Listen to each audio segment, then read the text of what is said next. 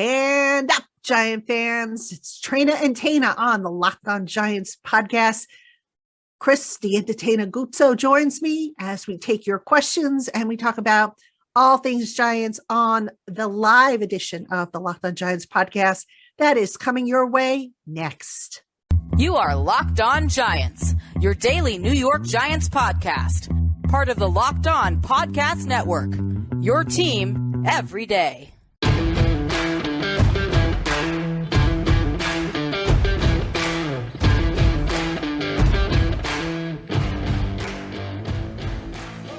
Hey, Giant fans, today's episode of the Locked On Giants podcast is brought to you by BetOnline.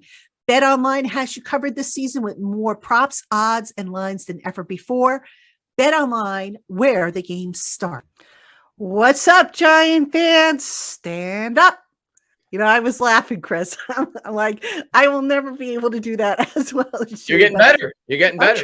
I'm trying. I was practicing. My husband was actually drilling me on that greeting. He's like, stand up. He does it better than I do.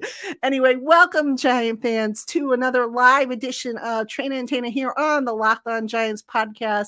So happy to have you with us. We have so much to talk about. Of course, I'm your host, Patricia Traina, joined by the Entertainah, Chris Guzzo. And those of you who are with us for the first time, welcome. Those of you who are returning, welcome. We've got a lot to talk about, Chris. Got a big game across the pond.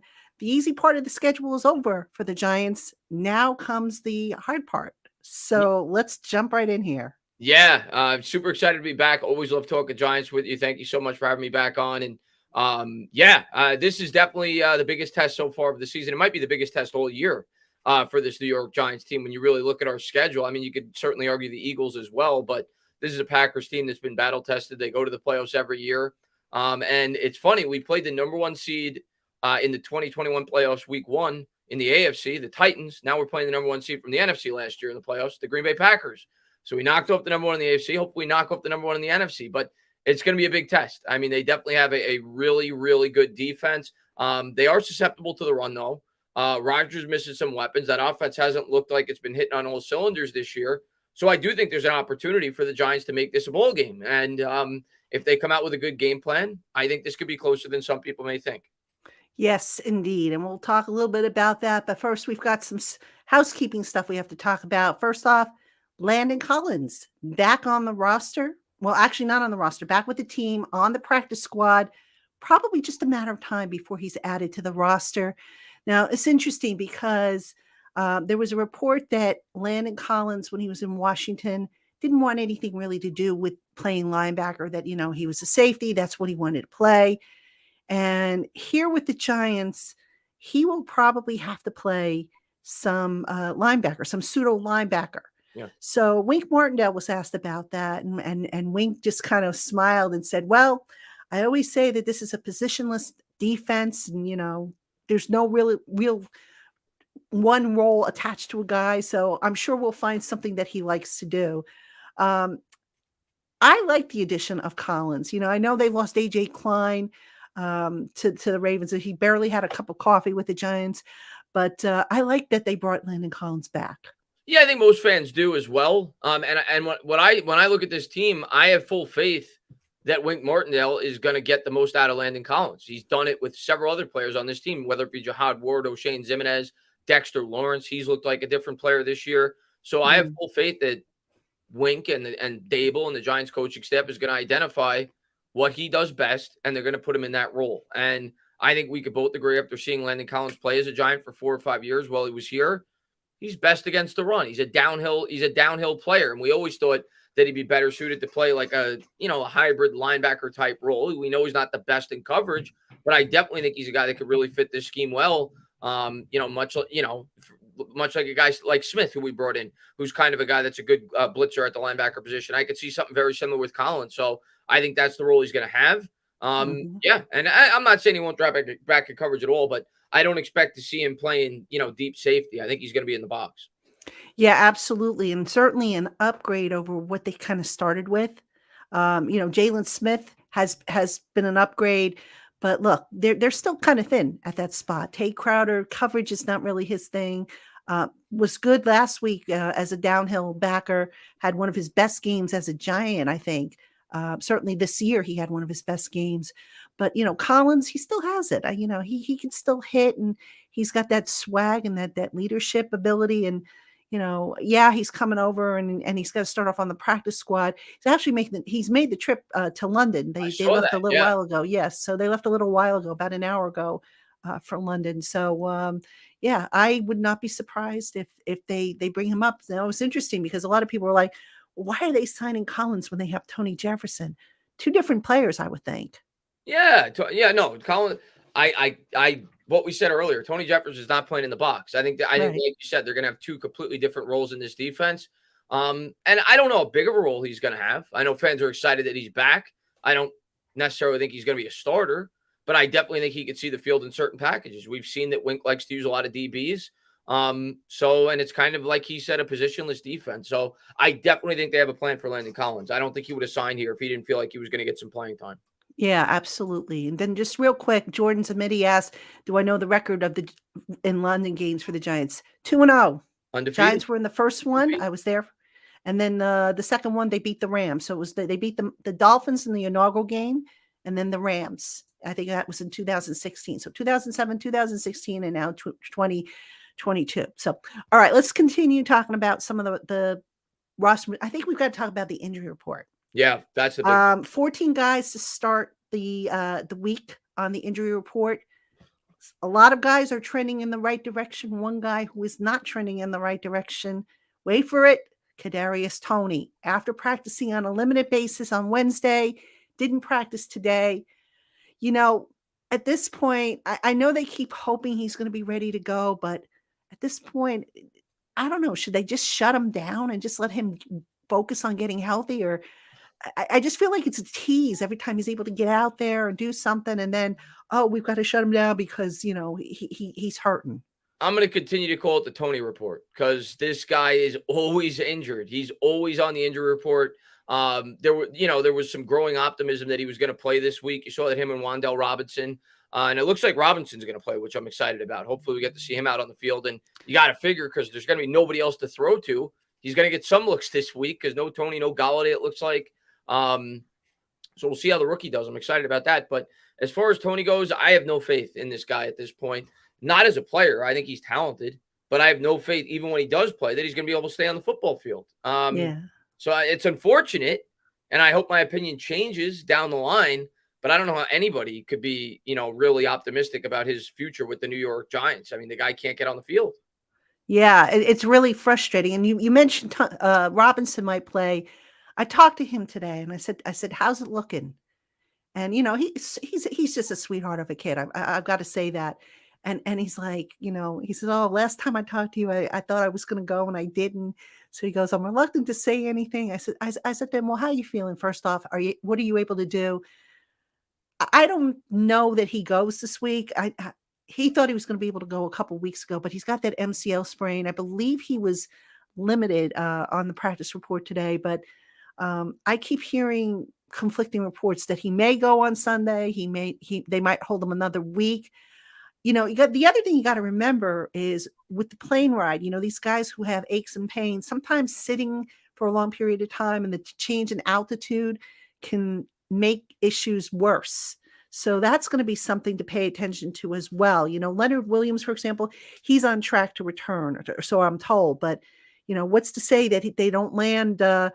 They're going to land 7 a.m. Britain time, which is 1 o'clock in the morning, our time. I think it's a 6-hour difference. So who's to say that they won't be stiff and sore and whatnot? So that's something to keep an eye on based on any injury reports you might have heard today. Well, that's unfortunate if Wan'Dale Robinson doesn't play, because at this point, I don't know who the hell we're going to throw to. I mean, no Galladay, no Robinson. It's going to be Sills and James. And even James was on the injury report too, right? He's okay, though. Richie's okay. Yeah, okay. I ran into him and I talked to him, and he should be good to go. I would be surprised if he doesn't go.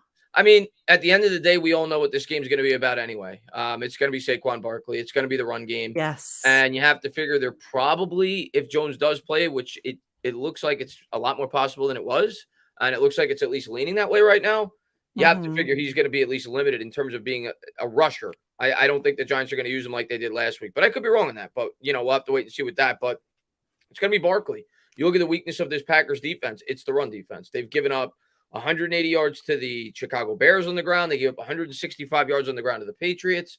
So I think we're going to go to our bread and butter. I think it's going to be Barkley, and we're going to try to man them up, push them up front. They're going to know what we're going to do, and we're going to try to do it anyway because we got nobody to throw to.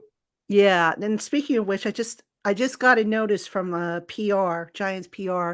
The following players did not travel with the team to London. Cordell Flott, no surprise. Yeah. Kenny Golladay, we kind of knew that was going to happen. Henry Mondeau, Azeez Ojulari, they left him home. Kadarius Toney. Oh, so Azeez is out, definitely. Azeez is out. So let's see. So that's Toney, Ojulari. So we've got basically 4 of the 7 inactives already were left behind. Now, it's interesting because the Giants did take Sterling Shepard with them. They took Nick Gates with them. So I asked somebody about that. I said, why are they bringing, Gates, who's still technically on PUP, he's in the 21-day window, and Shepard, who basically is done for the season, but yet they're leaving behind these other guys. And was told it was basically so they can get treatment. Golladay, they want him to get treatment. Same thing with Azeez Ojulari. There's some concern there about the calf injury that he suffered. Unfortunate because you'd like to see Ojulari and Thibodeau on the field together. I mean, we got a glimpse of that last week, and boy, wasn't that, encouraging. Yeah, that's unfortunate. Ojulari was really looking like he was starting to take a big step up last week. I think he had a sack. He had another pressure. So he looked good. If Leonard Williams plays, I do think that could go a long way. I think he might.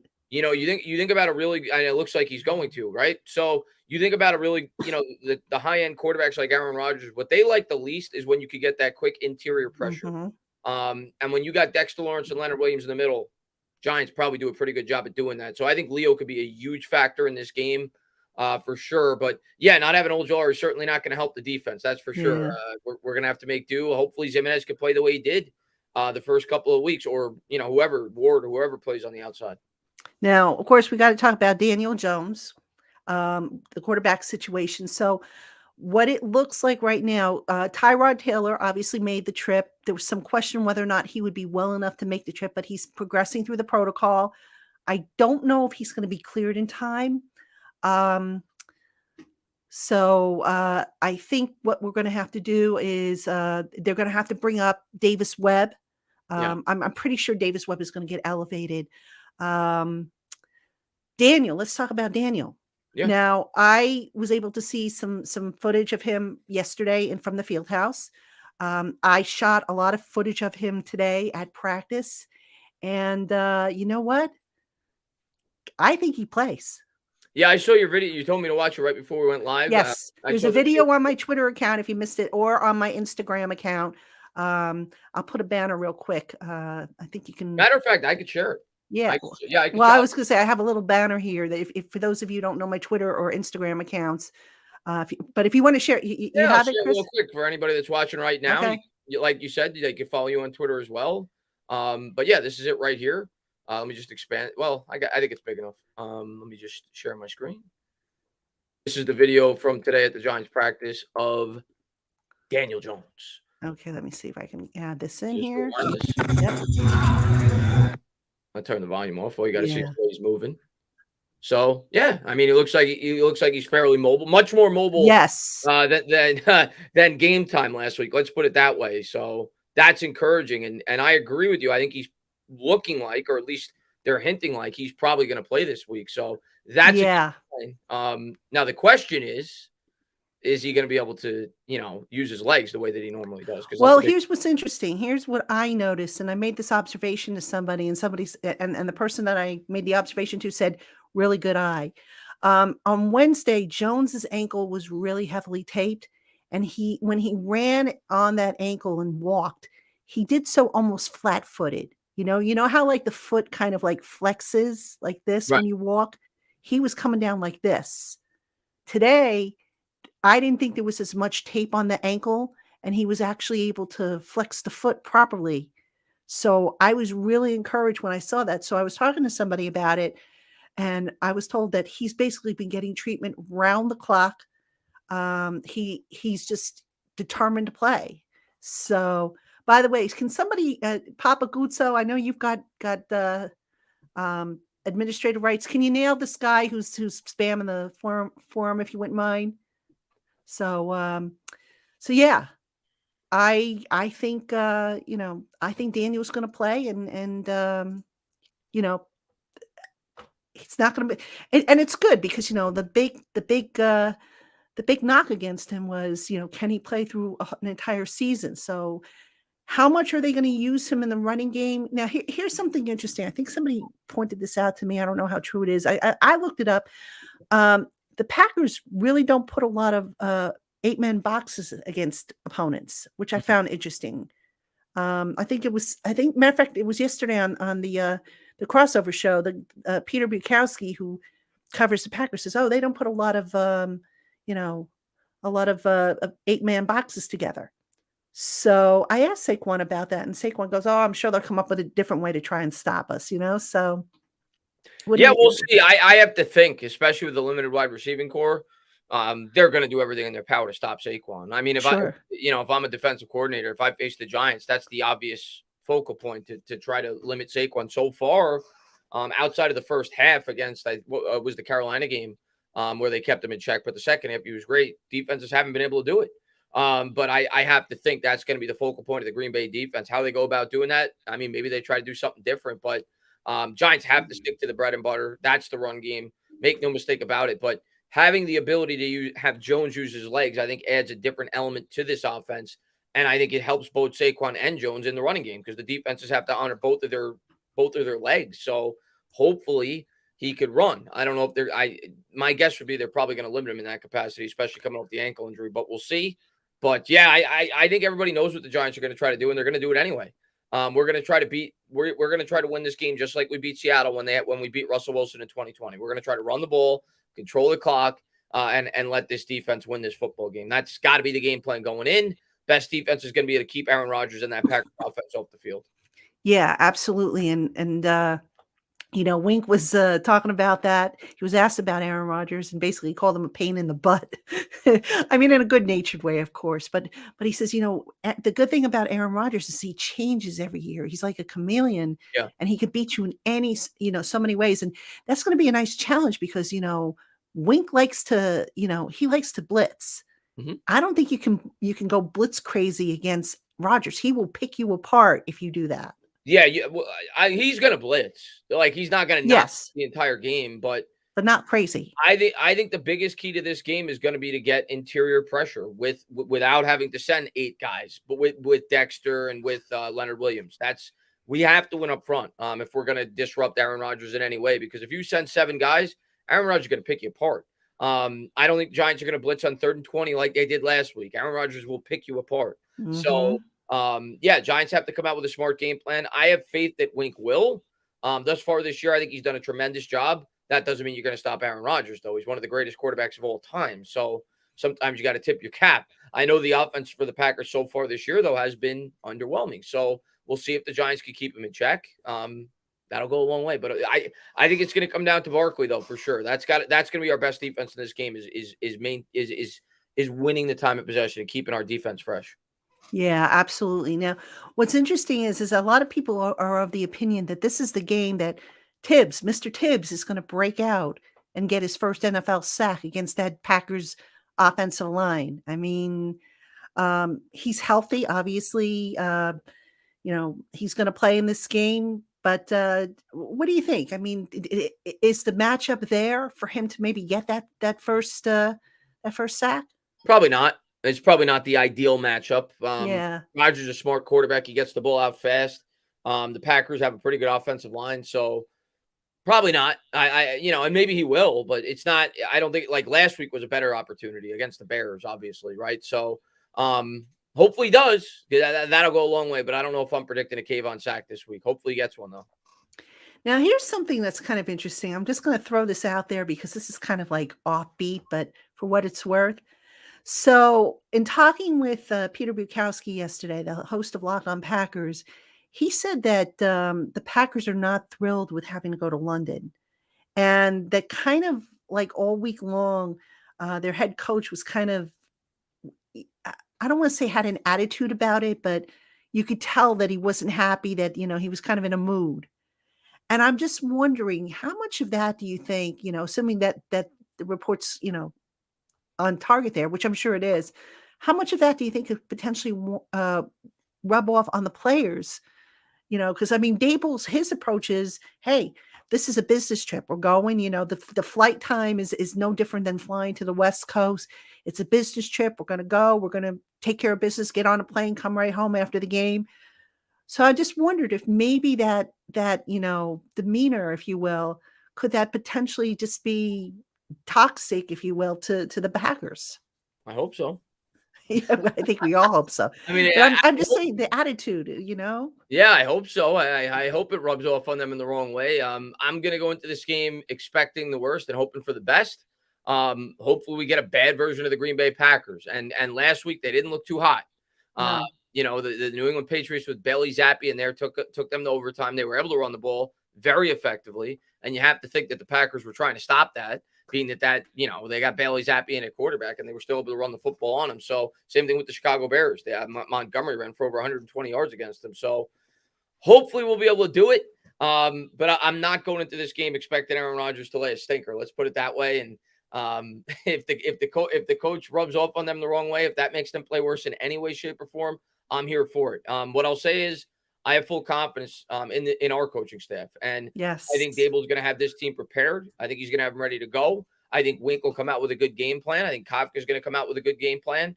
The question is, do we have the talent? Are we going to be able to match up? But I do think our coaches are going to put us in the best position to succeed. And, just going back to the receiver core, I wouldn't be surprised if they bring somebody up. Now, speaking of bringing someone up, Davis Webb is probably going to be one of the elevations. So now do you go receiver? Do you go edge rusher because you don't have Ojulari? Do you bring up Collins? I don't think they bring up Collins because he just got here, and I think they're going to give him a week to kind of get acclimated. What do you do? Who do you bring up? Where's your priority? I would think receiver. Quick, right? I mean, they're traveling to London. What, tomorrow? They're en route right now, so they have to but they brought a bunch of practice squad guys over, so they have to they have until 4:00, I believe, New York time, to make that decision on Saturday. I'm just wondering, which direction do they go in? They proved last week that they can get by without the receivers, but I don't think that's sustainable throughout the season. Yeah, I mean, right now, if Tony Tony's not playing, Galladay's not playing, and you seem to think Wan'Dale Robinson's probably not going to play. I don't know. Shepard, we know, is not going to play. So, I mean, that leaves you Sills and James. I mean, who else do we have? Slayton. So, yeah, I think if Wan'Dale Robinson's not playing, they have to call up a wide receiver. They have to. We you would think. Yeah, you can't. We only have 3 receivers if he doesn't play, right? Yeah, I think so. They have to call up wide receiver. They have to. I mean, I don't know. Wan'Dale Robinson, I'm not sure he's going to play. Yeah. I'm not going to say he's out, but I've heard conflicting reports, so I don't have a good feel for that. JC Silver says, who do we have on the practice squad? Mekhi Polk, Marcus Johnson, who I think was brought up last time, and Pimpleton, I believe, is the other one, right? Yeah, Pimpleton, yep. So, that's not that group. No matter who they call up, none of them are going to strike fear into the heart of the Green Bay Packers. But I think it's going to be a game very similar to last week. But we may not have Jones's running ability. But I expect them to try to have a lot of design play action, rollouts, try to get the tight ends involved. I think it'll be a lot of safe throws and getting Barkley involved and trying to take the occasional deep shot like we did with Darius Slayton where he dropped the ball. It created a pass interference. But I don't expect them to open up the offense this week. I probably don't expect them to open up the following week. I think it'll hopefully be week 7 if we start to get some of these pieces in place. But it's going to happen. It's coming. But I just don't think we're ready yet. Yeah. I mean, I think as far as Jones and his mobility, what you're probably going to see is if they need to slide the pocket around, they'll do that. You might see a couple of RPOs, but I don't see him moving around heavily. Yeah. Jones, when he spoke to the media, he was insistent that he'll be able to do everything that they need him to do. But would you expect Daniel to say anything else? Of course. I mean, course not. Daniel's going to go Absolutely. out there. He's going to give it his all. He's not going to make excuses. I mean, that's Yeah. Okay. We have a question from Cowboys Suck. Is Amos and Alexander playing? I thought I saw that they were on track to play. Let me take a quick look. I thought I saw a report from the Packers NFL Network person saying that they would. Amos, I know, isn't one of them dealing with a concussion? All right. Well, this is their injury report today. Yeah. Alexander was a full participant. Amos was a limited participant. Bakatari limited. Carpenter limited. Jenkins limited. Alan Lazard limited. Mercedes Lewis DNP. Josh Myers limited, and Wyatt DNP. Yeah. So that's their injury report as of today. Mm-hmm. So we might see those guys. Yeah. Who was the other guy? He asked about Amos and who? Amos and Jari Alexander, I guess. Oh, Alexander. Yeah, he was a full participant. So Yeah. I'm playing. Yeah. So we'll see what happens with those guys. All right. Big Moo asks, is Leo definitely playing? He's trending towards that. Nobody's definite until we get the final injury report. If I had to guess, Leo might be listed as questionable this week. If I had to guess, and that was based on as of what I knew today and what I saw today. Now tomorrow they're going to practice in London. I forget where. I'd have to look it up. They're practicing on some field nearby. It's interesting because I thought today they would do a little bit longer practice. Lately, they've been finishing practices early. So today practice was supposed to go till I think about 2:15, 2:30 or something like that. And they were finished at 2.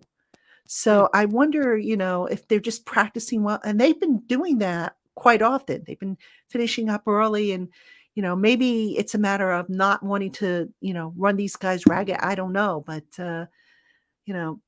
I thought they would go longer because, after when they land, if they're going to land, it's going to be about 7:30 in the morning, Britain time. They ain't going to sleep. They're going to have to go right to, meetings and stuff like that. So I hope those guys get some sleep on the plane. Wow. Yeah. And it's going to suck coming back. I almost worry about that more than anything else because the Giants elected not to take the week 6 bye. They had the option. They elected not to do it. Because when you go to London, you get that opportunity if you want the bye the next week, and the Giants elected not to do it. So you think about traveling back from London, takes you more time, longer flight, yes, a little bit of jet lag. Uh-huh. Fortunately, they're home, so at least they're familiar with the facility and they get to sleep in their own beds. But that's a haul, though. I've made that haul a couple of times to London. Yeah, it's not. I mean, if you could sleep on the plane, it's not too bad. But if you're if you're sitting in coach class, yeah. Well, we'll see. We'll see how they perform. But I think I worry in terms of like a sluggish factor. I think I worry about the Ravens game actually more than the Packers game. Right. But we'll see. That's what I'm concerned about too. I'm definitely concerned about that. All right. Amazing Guy says, what week is Lemieux supposed to come back? He's eligible to come back actually now. I don't think he's ready. I talked to him a little bit today. I know it was reported a couple weeks ago that he was still in a boot. He was not in a boot today when I spoke with him. He seemed to be walking normally, but from what I understand, he's still got at least a couple weeks before he's ready. Now, that depends on treatment. And I'm trying to remember, did he say he was going to London? I guess he was going to London. I thought he said he was, but he wasn't on the list of guys, unless the Giants just sent the guys that are injured. But he's not. I don't think Shane Lemieux. Well, he's on IR. So no, you know what? Now that I remember, yeah, because I told him we were talking about English chocolate, and he said, "Oh, I'll have to ask Andrew to bring me back some English chocolate." So I don't think he's going. Okay, yeah, I didn't. Yeah, if he's on the IR, there's no point in him going. Yeah. Rest up. Right. I mean, Shepard's on the IR, but at this point, he's out for the year. Yeah, Shepard's done for the years, but let these guys who have a chance of coming back, let them get the treatment that they need so that they can be hopefully ready to go, because the season's grinding on and they're going to need these guys, simply put. So all right, listen everybody, we got to run some commercials, got to pay the bills, so we're going to take a quick break, and then we'll come back. Please post your questions for the Tainah and I. We'll be happy to answer them, and we'll be right back after this. Hey, Giant fans, when it comes to burglars, your home is like the end zone, and you need the absolute strongest defense you can muster. This is why thousands of people like, use, and trust SimpliSafe Home Security. At SimpliSafe, your safety is the only thing that matters.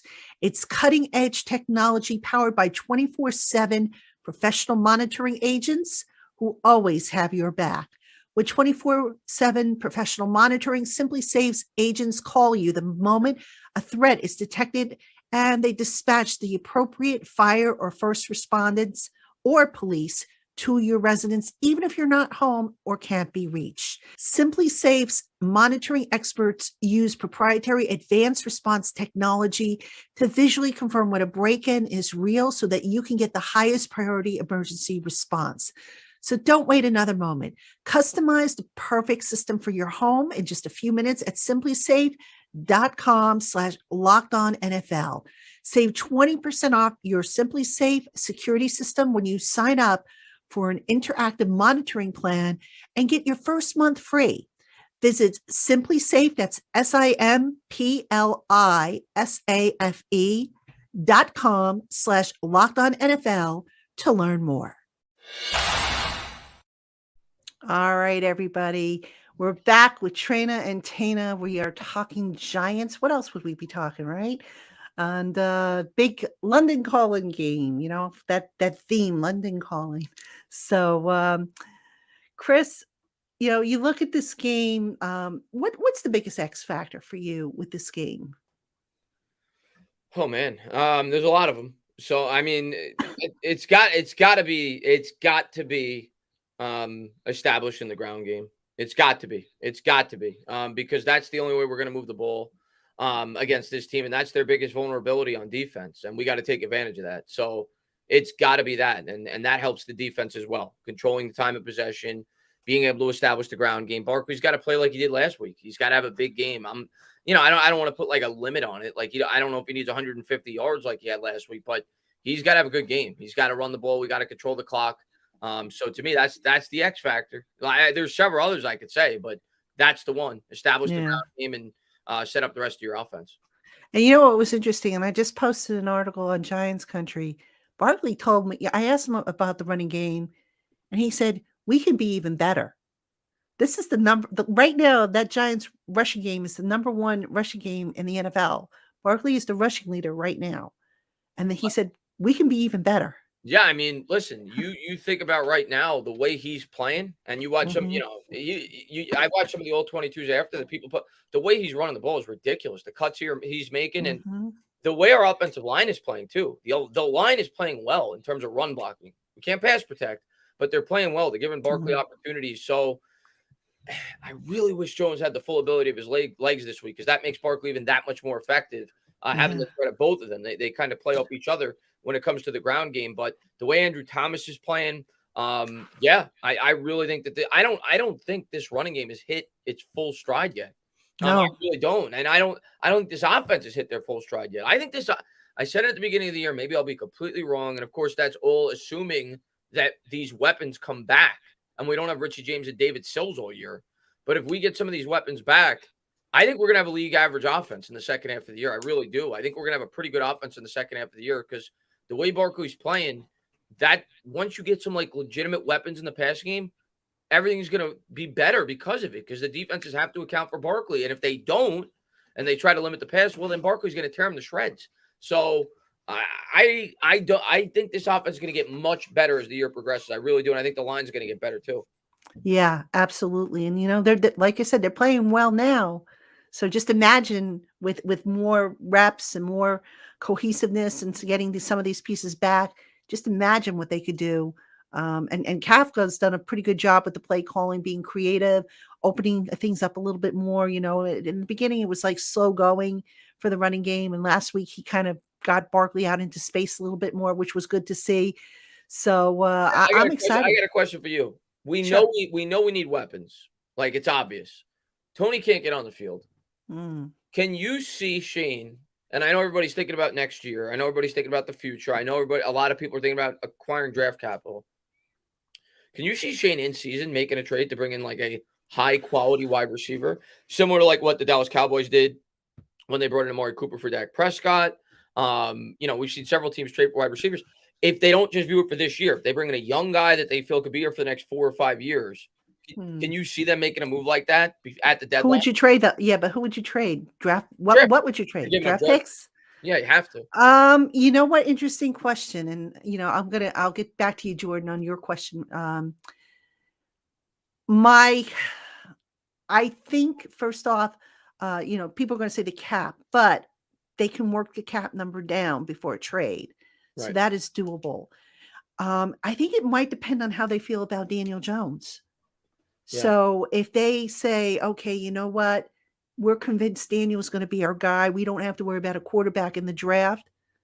So let's send the resources. And yeah, could I see it? Yes. I'm just not sure which team though I would look at, and who would be willing to give up a number 2 receiver, let alone a number 1. People have brought up DJ Moore with the Panthers because they're kind of out of it. DK Metcalf with the Seahawks is another one people have brought up.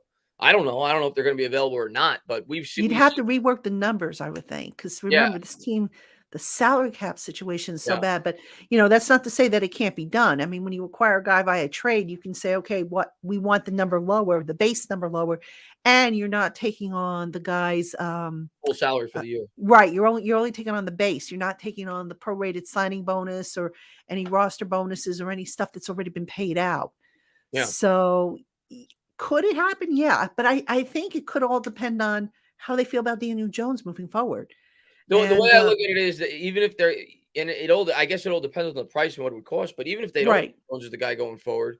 If they get a young stud in here at the wide receiver position, they could say, well, that's going to be the guy that's going to help our rookie quarterback if they plan on taking him. Obviously, you're not giving up a first round pick then, but I don't know. I think it's something, and it all depends. It's something to talk about for sure. I think it's something that a lot of people are not thinking could happen, and I think it could. Yeah, everybody's talking about selling.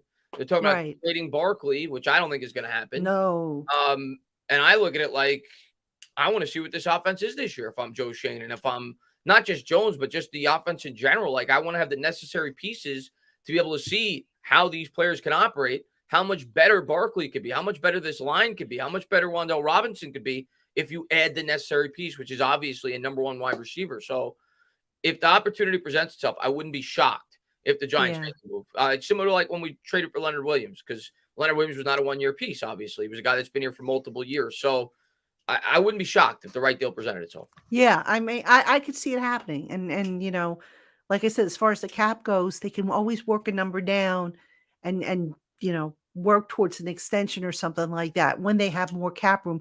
But I think it's going to be dependent on how they feel about Jones moving forward. Right now, from what I understand, Jones hasn't done really much to hurt himself. But he's got fine. Right. He's played well. Yeah. I know Jones is very polarizing. There are people that would just as soon ship him out of here tomorrow if they could. But so far, he's kind of done what they've needed him to do. Now, does that mean he has a long-term future here? That's still to be determined. But you can't sit here and say that it's a slam dunk that he's not going to be back, or that it's a slam dunk that he will be back. So that's the key right there. I think, if you're Shane, you better know by the time, if an opportunity presents itself to get a receiver, you better know for sure and say, okay, you know what? I'm not going to have to trade up to get a quarterback. So maybe I can afford to give up, a second round pick, for example. Yeah. If I'm the Giants, I would not want to give up a first round pick. Oh, no. And then you also have to get an idea where you might be drafting too. So that's why we'll have a better idea though by the trade deadline. I don't even know when the trade deadline is. Let me take. I want to say it's the first week of November. Am I right? November 1st. So that's coming up 4 weeks probably. Right? Yeah. So we've got time on that. A lot of stuff should start to crystallize as we get a little closer to that trade deadline. So, all right, I want to double back here to Jordan Velasquez's question. Think Collins signs an extension after the season? Too soon to say, Jordan. I would think, first off, let's see how he's deployed once he gets on the field. He's got license plate guy in his picture. Hey, license plate guy is a celebrity, man. Yeah, he is. Did you see he's on Cameo? Yeah, I did, and he's in London now for the game. I know. Well, he's always at the game. What am I saying? Of But yeah, course. he's on Cameo. I saw. Yeah. Yeah. So you can get a customized greeting from the one and only and he does a great job too, by the way. I've Yeah. never had one. I'm gonna have to get on his case about that. He's blowing off my birthday, my anniversary. What's with that? I'm gonna have to get on his case. But anyway, getting back to Jordan's question, I think it's too soon to say about Collins. See what you've got there. Ideally, I think they want to get younger. So you look at Dane Belton. Obviously, Xavier McKinney's going to be a piece moving forward. I think they would like to have Julian Love back. So I don't know. I mean, I would lean towards no, but you have to see what he brings. Yeah, I mean, the way I'm looking at the Collins thing right now is it's a 1-year move. That's what it is. And if it becomes anything more than that, sure, great. If he develops into like a really good player, but it's possible. But generally speaking, when you bring in a guy mid-season, it's not that often that the guy comes back with the football team. I think this is a guy that they realize they could use a little help at that position right now. I think next year they're going to look to bring in, some guys from the outside that are a bit younger. But we'll see. I'm not assuming anything more than this year, but hopefully I'm wrong. I like Landon Collins. Yeah, absolutely. I like him too. So speaking of Landon Collins, Jacob Petruzzi, what's up? Is Collins active this week? My guess is no, Jacob. He just got here, hasn't had a chance to practice. I mean, I don't think the Giants even officially announced the signing. I know Dable and Wink Martindale acknowledged it, but I don't recall seeing, unless I missed the notice, but I don't recall seeing it officially announced. So it's possible that the transaction won't be official until Friday. Mm-hmm. At that point, got to give the guy a chance to get acclimated and get on the practice field. So I don't think he will be active this week. No, he's not playing. And the other thing, like we were talking about before, he's signing to the practice squad. So you've got to prioritize here. You've got to say, okay, we have to bring Davis Webb up if Tyrod Taylor can't play, and then maybe bring up a wide receiver because, Galladay's not playing. We don't know if Wan'Dale Robinson's going to be able to play. We know Tony's out. So those would probably be the two positions I would think get elevated from the practice squad. So yeah, I don't. He's not playing this week. I don't think so. I think next week maybe, and next week makes more sense if you think about it because the Ravens are a run-heavy team. Yep. So you want to get beefy guys. Maybe that's why they wanted to bring him in here specifically for that game. Could be. Knowing that obviously Lamar Jackson's a threat. They're a team that's going to look to establish the run. Might be a major reason why they were looking to bring him in this week. Yeah, absolutely. Let's see. Jordan Samiti has a comment. Andrew Thomas is so good and he's still being overlooked. Yes, agree. And you know what?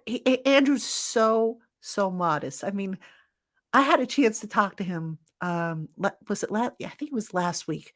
And we were talking about, of all things, we were talking about music. Because I know you guys probably know this, but Andrew played in his school band. Yes. He was, I think he played drums. And, I play an instrument as well. And we were just talking about that. What do I play? Yeah. I can play guitar and also I play woodwind instruments. So clarinet, flute, and all that stuff. But guitar is my main thing. But yeah, Andrew was telling me that I think his father was a musician as well. And he actually played with Stevie Wonder at one point, which I thought was kind of cool. That is really cool. Yeah. That is really cool. It's interesting when going back to Thomas on the field. Mm-hmm. Today is the highest graded player, not just at his position in all of football right now.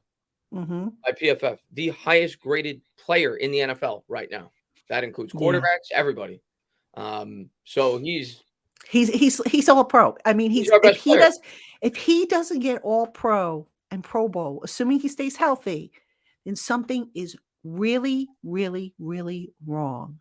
When you factor in also, who he plays next to, like he has no talent next to him on the line, and he's still putting up what he's putting up, and it hasn't been like he's gone up against nobody. He's Micah Parsons he went up against, right? So he's the growth of him, man.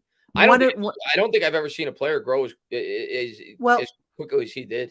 Once they stabilized the coaching with him and stopped screwing with trying to change him. Yeah. Because, everybody was saying, oh, he's going to be a bust. He's going to be a bust. One of the few moves that Dave Gettleman got right. I think we can all agree on that. Yeah. Listen, Dave failed, but He got some moves right. He's got a smile on his face with the way some of these players are performing. Sure. Dexter Lawrence has a grade at 90, and he looked incredible last week. Xavier McKinney. And suddenly that Odell trade, if Lawrence keeps playing like this, yes, people go back. And I wrote about that. People go back to it and say, "Oh, maybe we didn't lose the trade." No, we didn't. We were talking about that actually in the media room today about that trade, and 3 guys, granted, and you can't say Peppers really worked out. The jury's still kind of out on O'Shane Zimenez, but Dexter, that worked out. So, Gettleman did make a few good moves. That McKinney, Dexter, Xavier McKinney, Ojulari. Ojulari. Even though he's injured, Love's a good player. You can make the argument Leo. Even though a lot of people didn't agree with how they obtained him, but Evan Neal, I give him credit for because that was the trade down with his pick. Yes, he was taking a right tackle. We had Nate Solder, so Shane had pieces. I mean, he had pieces. Yeah. So the way I look at Shane's situation is the cap situation when he took on the job was bad, so he couldn't immediately, fix this team as quickly as possible because he had no cap space. But at least if he is going to ultimately take a quarterback, which you have to think is at least a high probability, usually a GM wants to take his guy. At least he was left with pieces that could really help that guy that he brings in between Thomas, Neal, and Saquon Barkley. Yes, absolutely. All right. Suhabid Ahmed, do you think Saquon will have over 250 all-purpose yards Sunday? I think that's asking for a lot.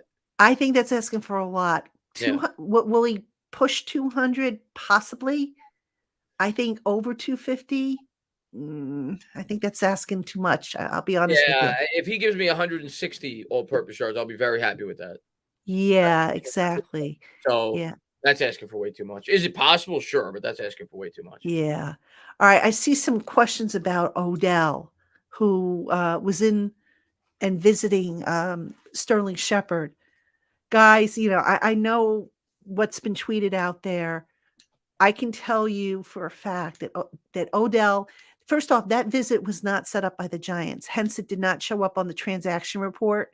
Yeah. So it was just a visit. Now, some people were saying, well, why couldn't Odell visit Sterling Shepard, at a restaurant or at his house or something like that? Do we know for a fact that Odell didn't have a plane to catch to maybe go up to Buffalo or someplace else, that maybe he just kind of breezed through on his way, and then went back to Teterboro Airport for a private jet to his next destination? We don't know that. So, I just don't think, I know a lot of people want to see Odell back. I don't see it happening. He's not going to be healthy till November anyway. Yeah. So, he's not coming back this year. I don't think so. He's not coming back this year. I think you go younger, just like you would say for a quarterback, you go younger, get a young guy on his rookie contract. Yeah. Odell's may cost too much, and he's got the injuries now. He might eventually come back, but it's not happening this year, and it's probably not happening next year either. Yeah, I would be really, really surprised. So let me ask you about the tight ends, because I think we got to give props to that group. Yeah. So you liking what you see from them? How could you not? I mean, Bellinger's probably been our best receiver. Not saying a whole lot, but Bellinger's been good. Tanner Hudson made a really nice catch last week too, where I thought Jones threw the ball just a little bit behind him. He made a good adjustment. He's been a decent blocker. Myrick's been getting the job done in terms of blocking. So yeah. And we've had to use 2 tight end sets basically exclusively throughout the game. Due to the fact that we try to establish the run as much as we have, because we have no weapons on the outside. So yeah, I think the tight end play has been really good. I think Bellinger's probably been our best rookie thus far. Kayvon hasn't been on the field outside of 2 games, and he was kind of non-existent the first game. Second game, he started to improve. Evan Neal's had bumps in the road. Those guys are obviously going to be better, but in terms of like an immediate impact so far this year, Bellinger's probably been our best rookie. And by the way, can we talk about something that a lot of people question, and I was in this one as well. A lot of people looked at how Dable used the tight ends when he was in Buffalo and said, the tight ends, they'll probably be an afterthought in this offense. Right. The coaching, and I can't stress this enough. I love how this coaching staff has adapted to what they have and they haven't said, okay, this is what we're going to do. And, oh, you're a round peg. We're going to have to fit a round peg into a square hole. Yeah. I love the job this staff is doing. Yeah. I can't say that enough. And that applies to the tight ends. I mean, would you have guessed if I had told you that the tight ends would have, the most receiving touchdowns at this point in the season?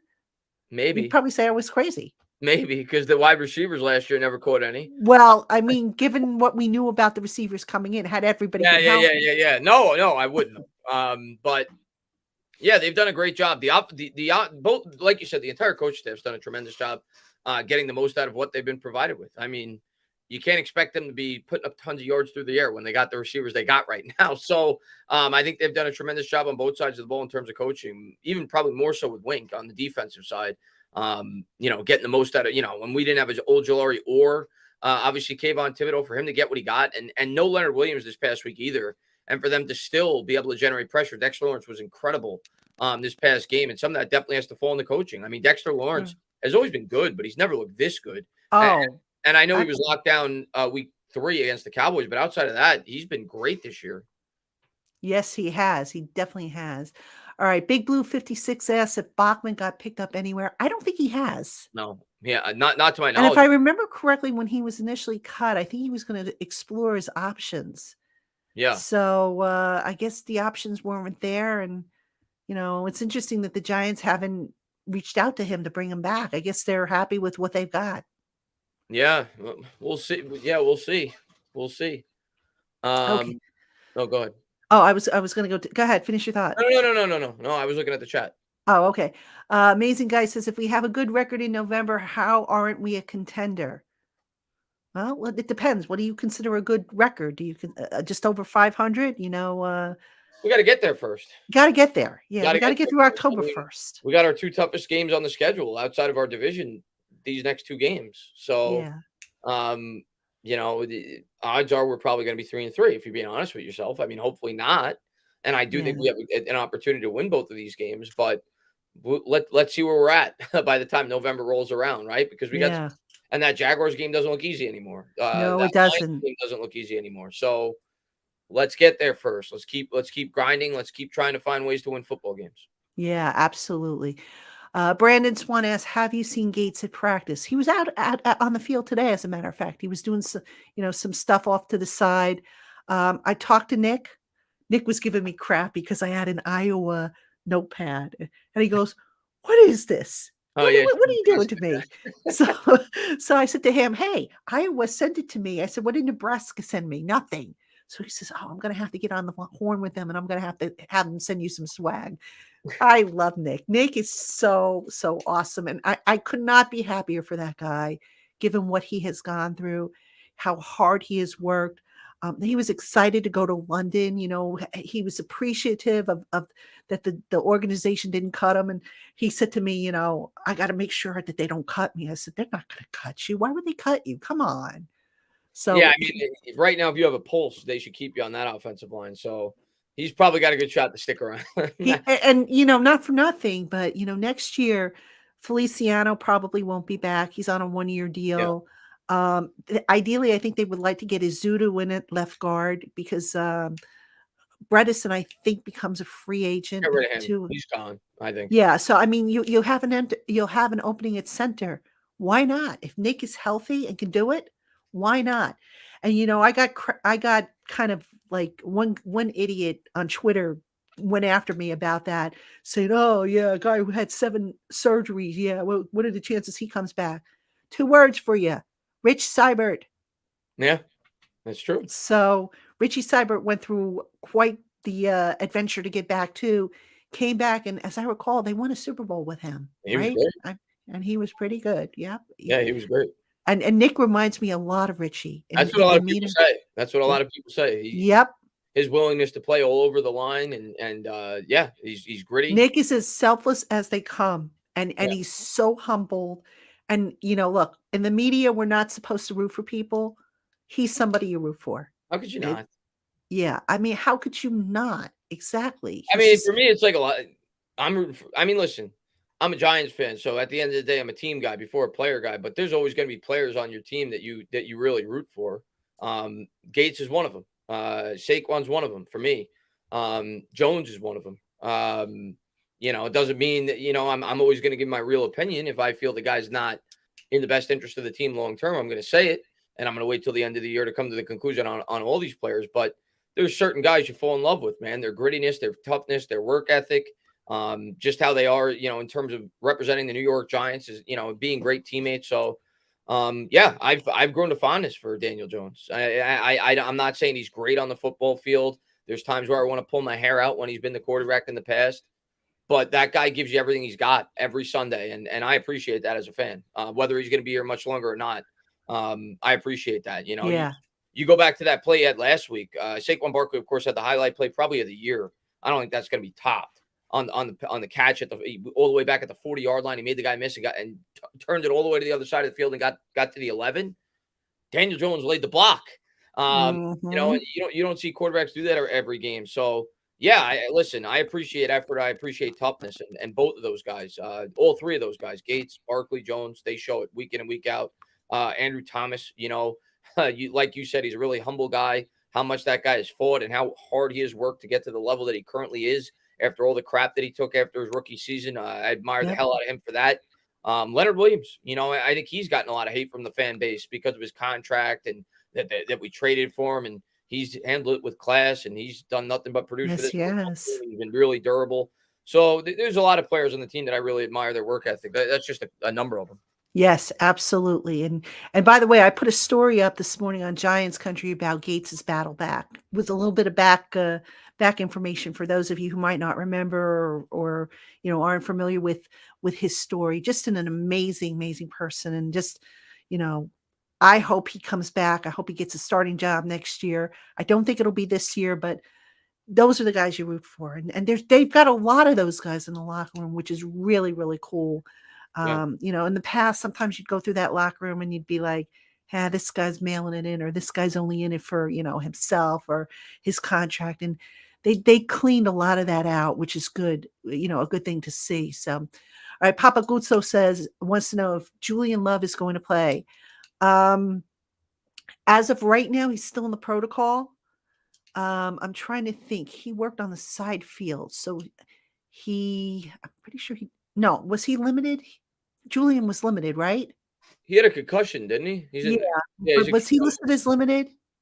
I think. Let me look. I think he was listed. If he was listed as limited, he would have been in the red jersey, which means that he's probably further advanced into the protocol. I don't think he's going to play. I'd be surprised. I would be surprised too, but I'm pretty sure he was limited. Let me take a look. I don't have it in front. I should have had that in front of me. But I should be able to find it. But yeah, I'd be surprised, especially this week after the Tua thing. I think they're going to be really, really critical with guys coming off concussions. I don't think they're going to force. I mean, if they could play, I guess they could play. But I'd be surprised. I don't think Tyrod's going to play either. I know people said they think Tyrod. I don't see playing. I would be stunned if he plays. I'm trying to see if I have here's the Julian Love returns, but like you said, it was probably limited. Let me see. I'm pulling it up now. Julian Love. Yeah, he was limited. All right. So that man. So he was in the red jersey probably. So he's further along in the protocol, but probably not. We'll see how tomorrow goes. But my guess is he doesn't play. I'd be very surprised if he does. But hey, if he does, great. Yeah, I'm looking at it now. The limited players were Jones, Wandell, Leonard, Evan Neal, Fabian Moreau, Nick McLeod, Julian Love, and Richie James. So they were all limited today. Yeah. So, I mean, we need Moreau. I mean, my God. I think Moreau's going to play. Yeah, I haven't heard I would be shocked if he doesn't play. Him. All right. I want to bring this one up from the Big Moo. The locker room seems super tight bunch this year. You could hear it in the interviews. They play for each other. Absolutely. And I can tell you, I went around and, in the course of doing my interviews, I was also chit-chatting with guys about London. Mm-hmm. And I would, I said, hey, what plan, what do you, they don't have a whole lot of free time, but they do have some free time in London. So I was asking guys, I'm like, so what are you guys doing? So Davis Webb told me that Ben Bredesen set up a gathering at a coffee shop. Right. And I was giving him crap about it. I said, a coffee shop, you're not going to hit a pub. So I guess they're not allowed to drink the night before, which I guess makes sense. But Bredesen, and I talked to him about a coffee shop, and he says, yeah, he found this coffee shop in London that they set up. Andrew Thomas organized a dinner.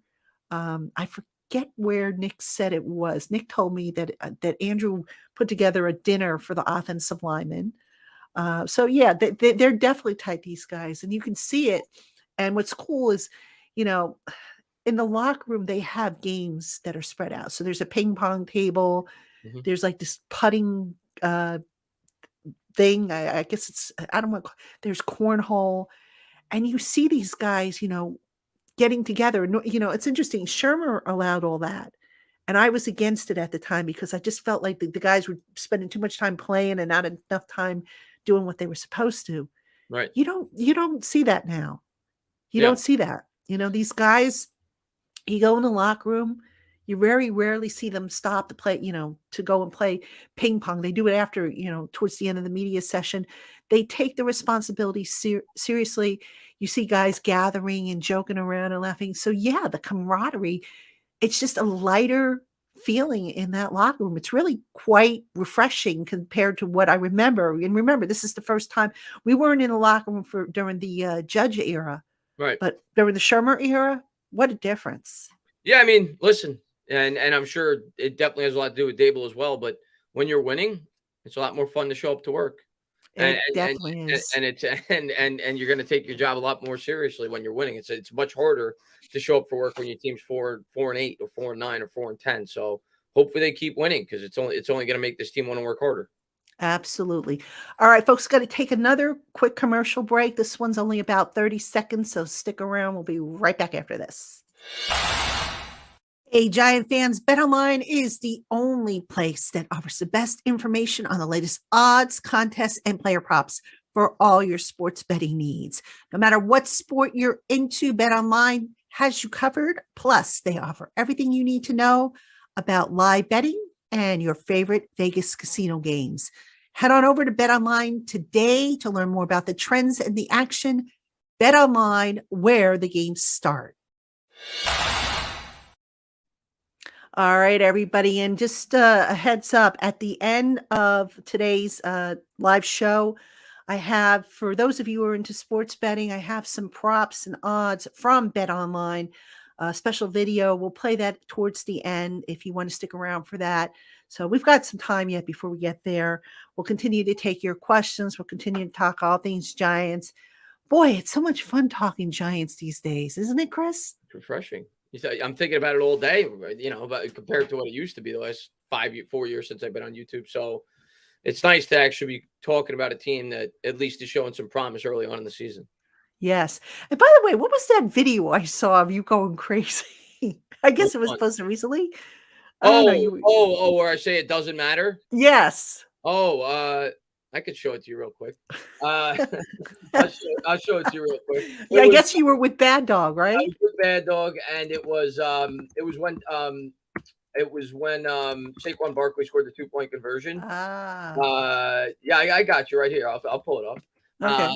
But that's what it was. Yeah, I always show that clip on hold on. This is we do the play-by-plays on okay. Yeah, we alternate channels and we live stream the games. It's a lot of fun.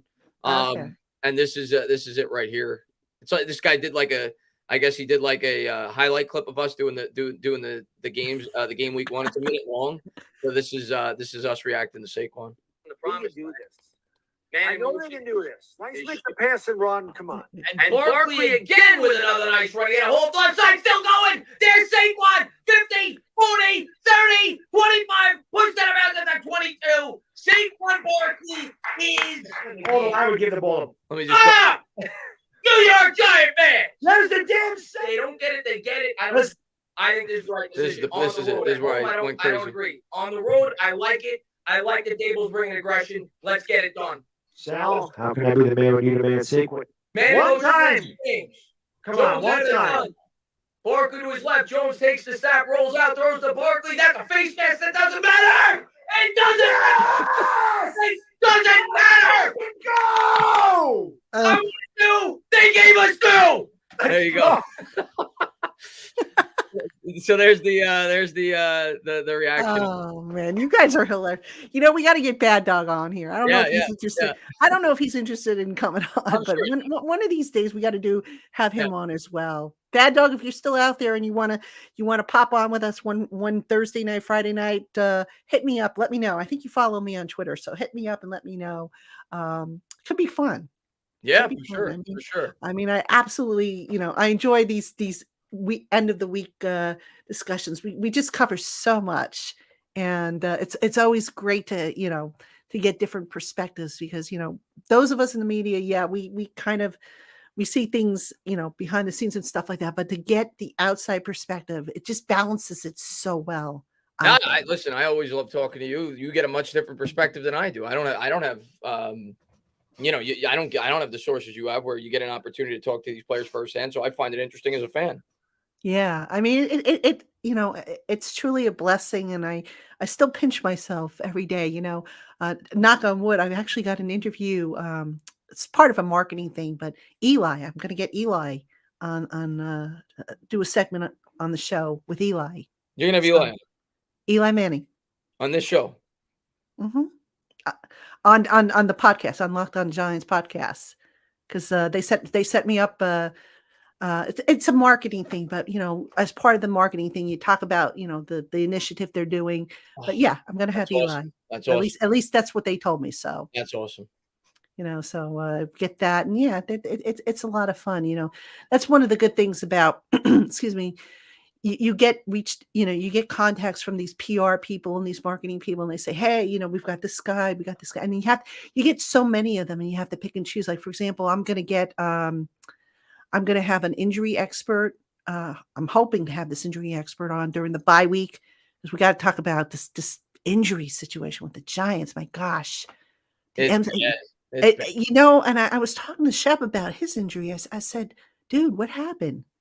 And he goes, I must have. He was talking about how sometimes their feet do get stuck in the in the turf, on MetLife Stadium. And he goes, man, I really wish we could play on grass. Yeah. And I said, you even saw Barkley say it this week. He complained about it, and Beckham talked out about it too. So you could hear that the players are obviously not happy about it either. Yeah. They got to make a change. They have to make a change.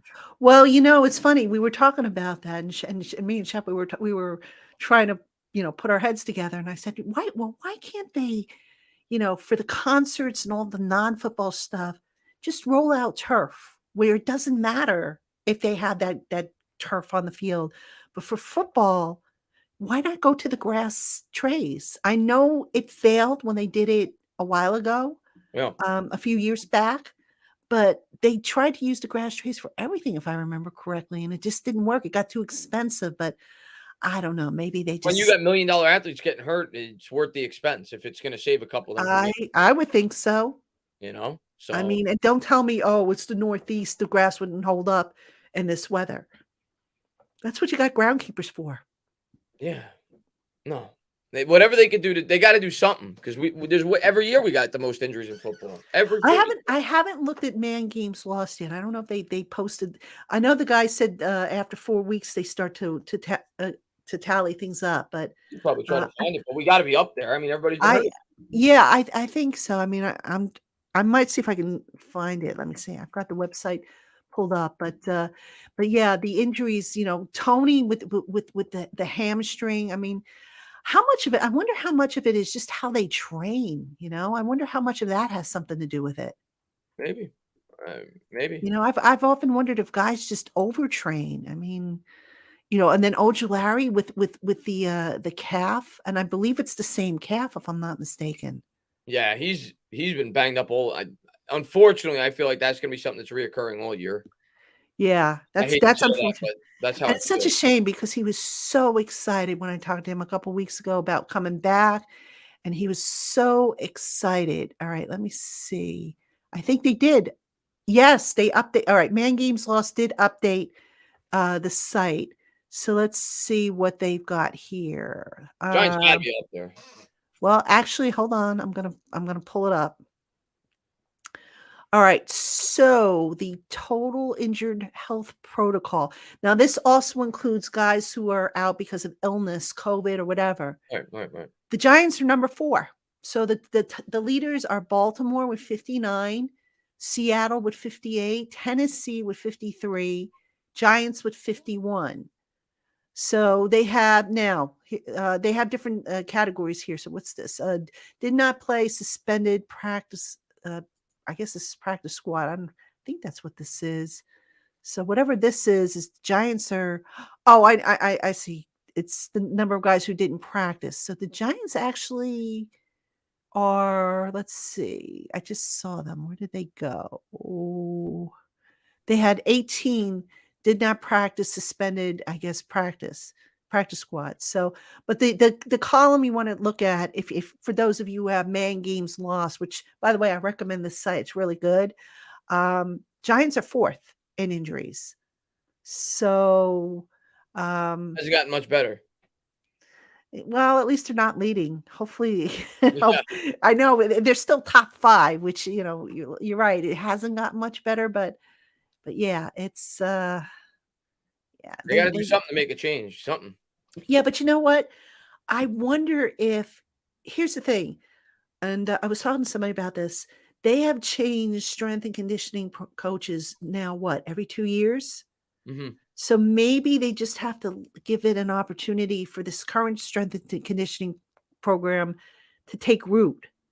They're in their first year, so I wonder if maybe that's part of it because the Jets don't. Let me go back and see what the Jets have. The Jets don't have half the problems the Giants have. Let's see. The Jets are. Yeah, the Jets have 28. 28 guys total injured health protocol. And we have 52. And the Giants have 51. 51. So you wonder if maybe it's a strength and conditioning program. Does it need to take root? Remember when Aaron Wellman was here, the Giants went to the middle of the pack. They weren't in the top 10, if I remember correctly. So just something to think about. They got to do something. I'll tell you that. Every year it's the same thing. I don't know what has to improve, but something's got to improve. Yeah, I mean, I just don't know if I just don't know if they're going to do the grass fields. I know the players would like it, but you know what? Guys get injured on grass too. Saquon famously got injured on grass. Listen, it's football. Colin Johnson. You can make the argument that the Kadarius Toney got injured on grass. Yeah. Azeez Ojulari, that original calf injury that he had was on grass.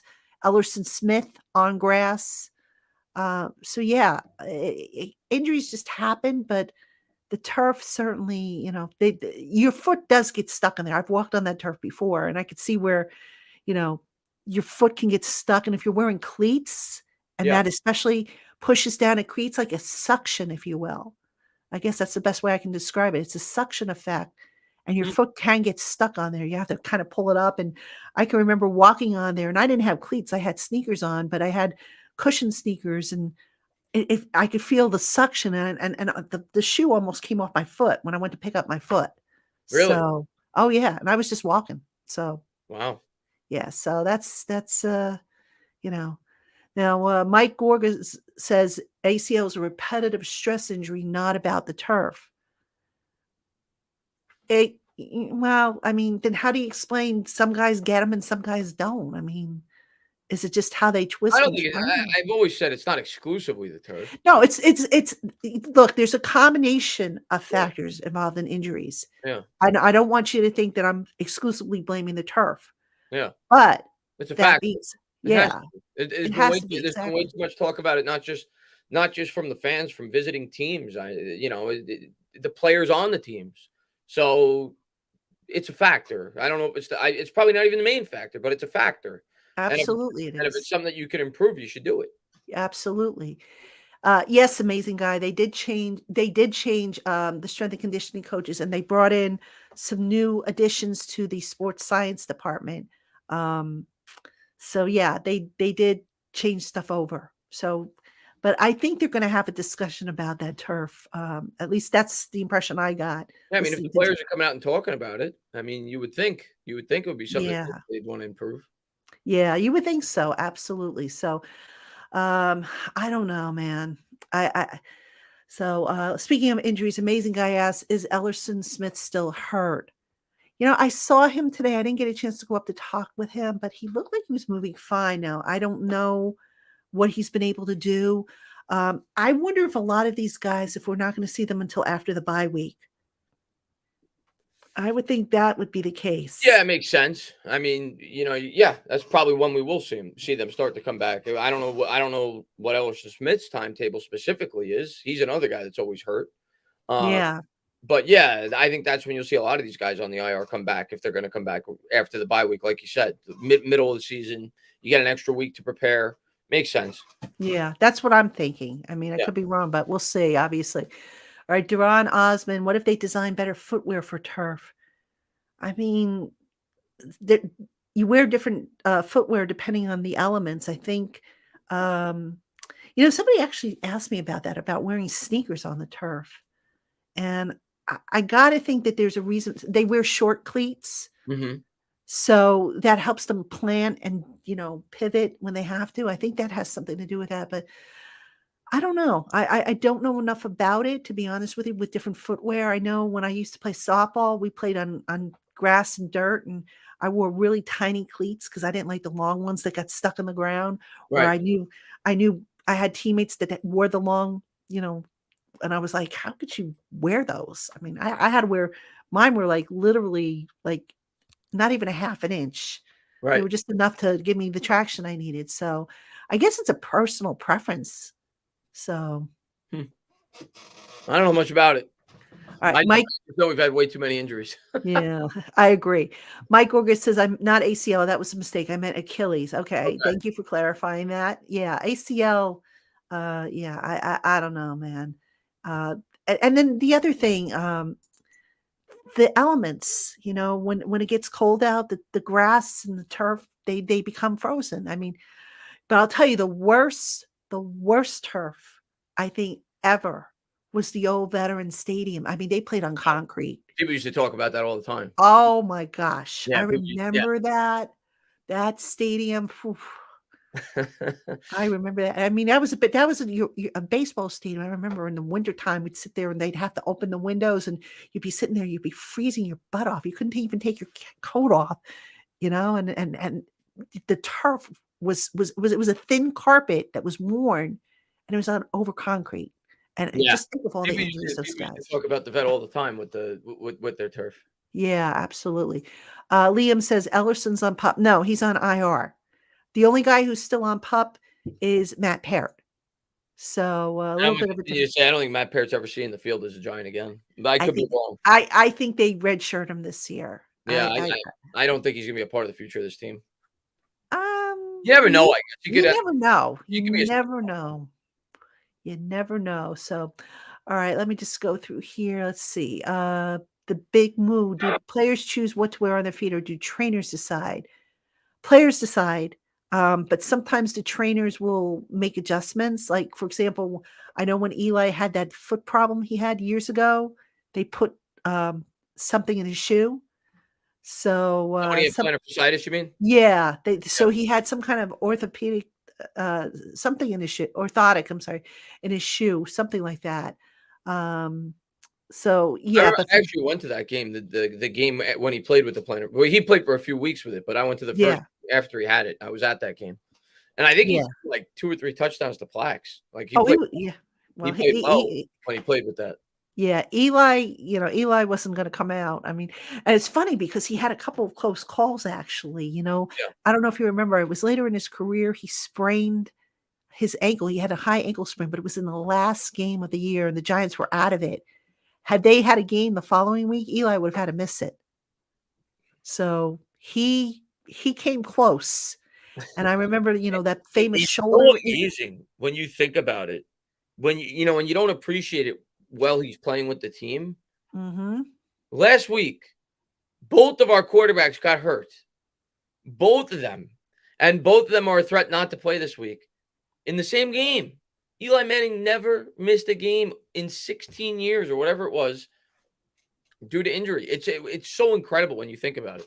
You want to hear something funny? Yeah. After the game last week. Now, I I didn't see this. Somebody told me this. A colleague of mine said that they ran into Eli, who was at the game with his kids, Yeah.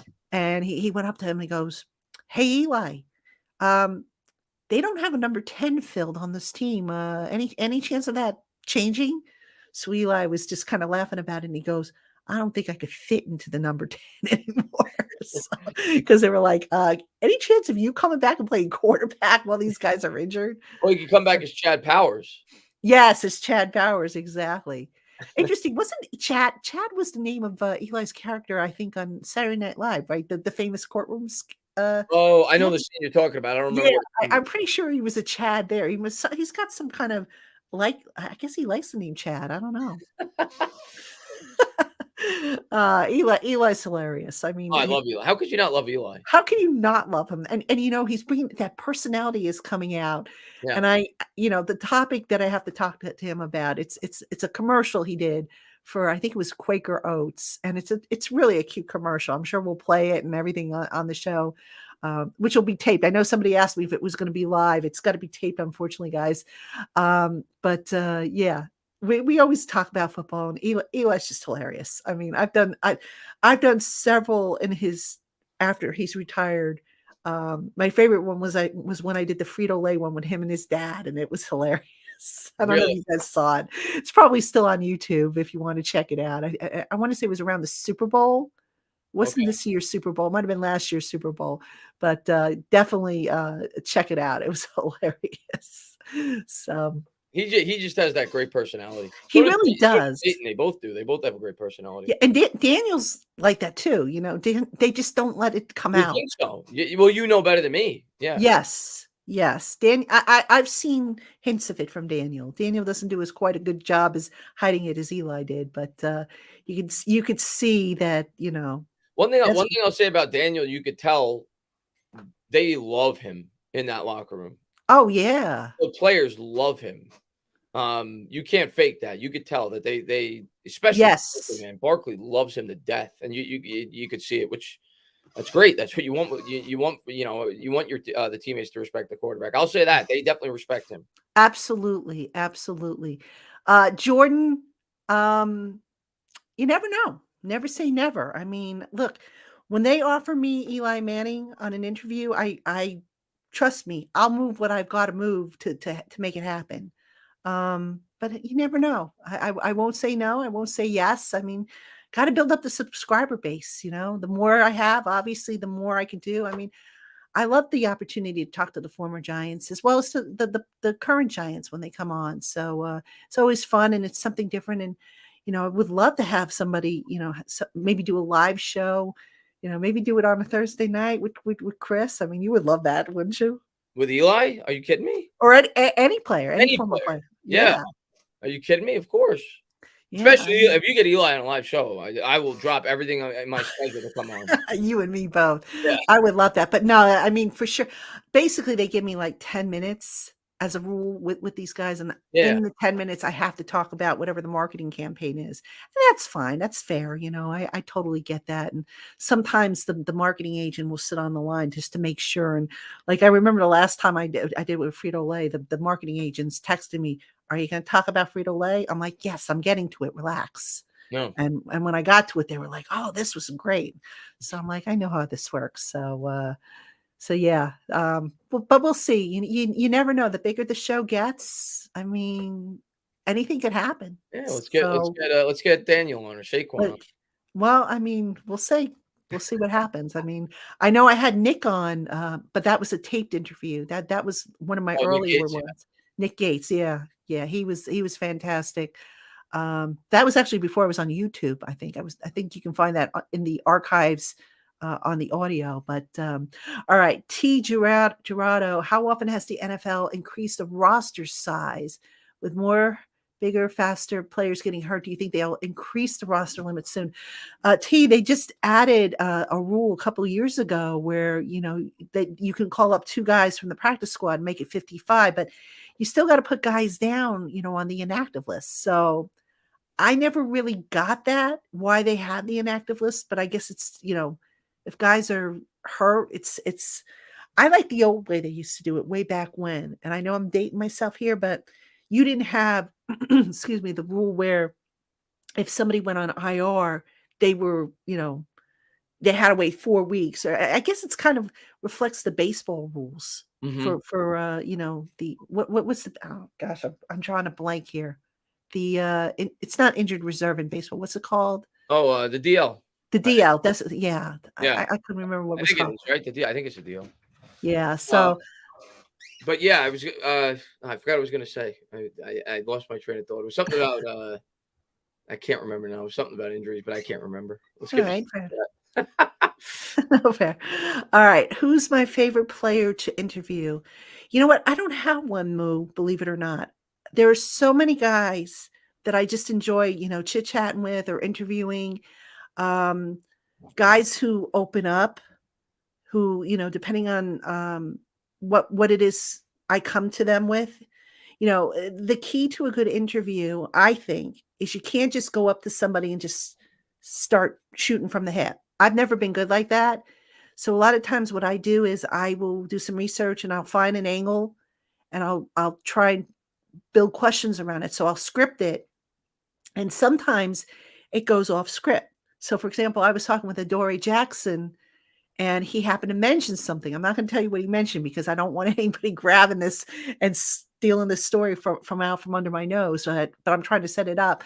And I said, "Oh, okay, that's something I filed away." And I'm like, "Okay, I'm going to have to make this one happen." But I'll tell you a really funny story from years ago, real Mhm. quick. I was talking with Brandon Jacobs when he was on the team, and he happened to mention that Corey Webster saved his life. And I said, "Oh," I said, "What happened?" So he told me the story. So when they were kids, they knew each other when they were kids, Mhm. and Brandon couldn't swim. Corey Webster could. And, Corey Webster, I don't know if you remember the size difference between Of course. Brandon's Yeah. a huge guy. He's a big Yeah. guy. Corey is a little smaller. Corey saved him. Yeah. And he happened to mention it. And I said, "Okay, that's a story idea." So I got Corey, I got Brandon, I sat them both down in the same room, had them tell the story, talk about their friendship as children. And I remember that story blew up for me. It hit the New Really? York Times. Yeah, oh, this was years ago. This is what, Oh, 2006, obviously. Yeah. 2007, Yeah. something like that. But oh my God, that's what happens. So sometimes, when you chit chat with these guys, they mention something in passing and you can turn it into a story, something that maybe you don't know. And that's what happened with Adoree Jackson. He happened to mention something. I said, I didn't know that. I'll have to build a story out of that, And Adoree's always been great, but yeah, I don't have a favorite. I don't think that would be fair, to be honest with you. Some guys are a little bit more willing to talk than others, and that's understandable. Some guys, they talk because they have to, whereas some guys talk because they want to.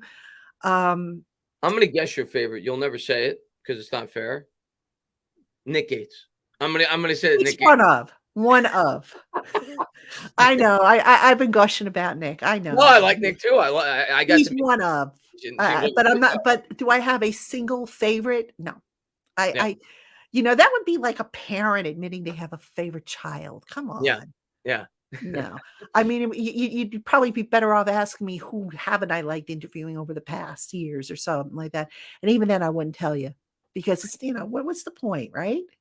What's the point? But it's really neat, guys. I mean, these guys at the end of the day, they're people like you and me. They have interests like we do. And, I see Xavier McKinney today walking by. He says hello. I said, "You going to check out the fashion, dude?" He goes, "Oh, you know it." And so Dexter Lawrence, happened to hear it. He's like, "I may have to go with you, man."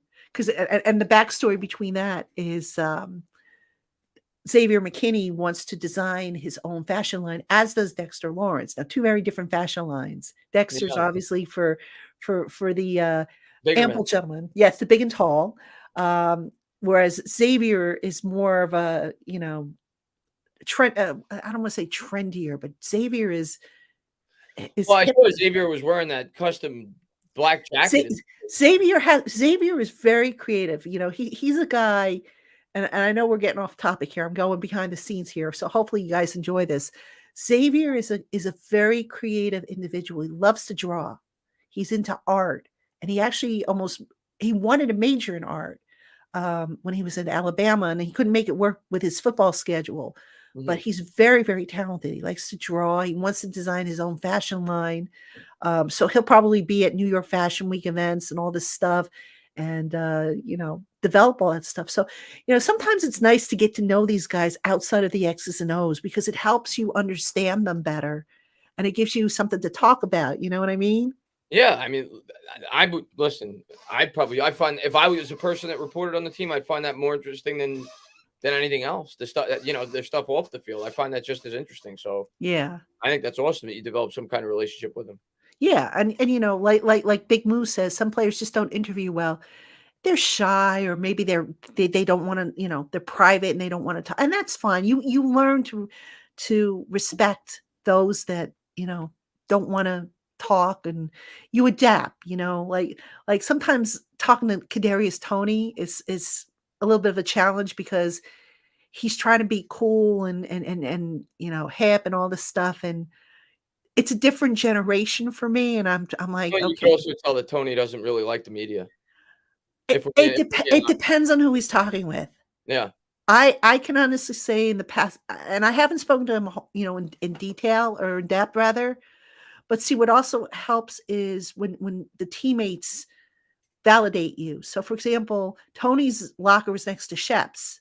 Well, hmm Shep and I, Shep loves me and I love Shep. It's that simple. I mean, whenever he sees me, he's always giving me, like a pat on the back. We always sit and talk. So the players see that they say, "Oh, okay, Shep's talking to her. She can't be that bad." You know what I mean? right. So, sometimes with Tony, it's like he says stuff and he's trying to be, I guess talk. What's the word I want? It's almost like a different language, and it's a Like, generation thing now. or slang. Not slang. I mean, I know enough slang, but it's a generation thing where, he'll talk like in rap, almost like in rap verse or something like that. And I'm like, "Oh, okay," so but look, it's all good. It's all Yeah, good. And different guys have different ways of communicating, and it's just so cool, to get to know these guys. Wandale Robinson, what a sweetheart of a guy. I said to him, "Is it true?" I said, "You have a unique story behind your name, right?" So he told me the story of his name. It's actually a combination of his grandmother Wanda and I think his father Dale, huh. and they wanted to call him Dale at first when he was born, and I guess the grandmother, I can't remember, he said the grandmother got sick or died or something like that, so he became Wandale. That's So pretty you cool. just learn, you learn so much about these guys. I mentioned Andrew Thomas being in the band, talking about music and learning stuff and it's stuff you could always come back to because, sometimes it crosses into football, Right. which is Right. really cool. So I know we went off topic. No, I enjoy that stuff, man. I enjoy Well, that. I know you do, but Hopefully the listeners do. Hopefully the listeners I do. hope so. I mean, I know it's just, it's the human side, guys. I know a lot of you think that we in the media, we go after these guys, and not all of us do. Not all of you, but a lot, you have your Some do. yeah, you have Yeah. you have your what's it, your Pat Leonard. I know you're not gonna badmouth the guy because you're going to work with him every day, but you got those guys. But Yeah. but no, I'm but no, I think a lot of you guys are great. I think Art's great. Jordan seems like a good guy to me. I don't know them, but but there's a couple of guys you're like, I don't need to deal with. Yeah. Yeah, absolutely.